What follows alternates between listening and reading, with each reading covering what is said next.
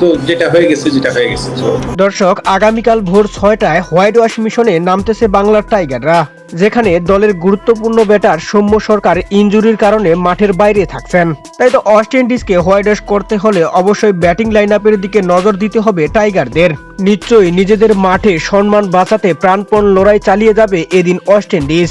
তাই তো এদিন জিততে হলে তানজিদ হাসান তামিম, লিটন দাস ও মেহেদী হাসান মিরাজদের ভালো ব্যাটিং করতে হবে এবং পূর্বের ম্যাচের ন্যায় জাকির আলী অনিক ও শামীম পাটোয়ারির ফিনিশিংয়ে ভালো সংগ্রহ এনে দিতে পারে বাংলাদেশকে।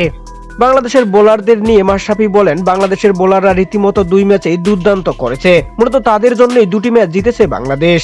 তবে আরেকটি কথা না বললেই নয়, এখানে লিটন দাসের জুড়ি নেই। অসাধারণ ক্যাপ্টেন্সি করেছে লিটন দাস, যদিও ব্যাটে তিনি রান পাচ্ছেন না, তার ক্যাপ্টেন্সি ছিল দেখার মতো।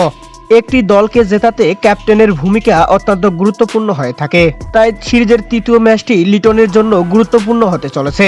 সব ঠিকঠাক থাকলে ওয়েস্ট ইন্ডিজকে হোয়াইট ওয়াশ করেই ফিরবে টাইগার ক্রিকেটাররা, এমনই প্রত্যাশা করেন টিম টাইগারদের কাছ থেকে বাংলাদেশের সাবেক অধিনায়ক মাশরাফি বিন মুর্তজা।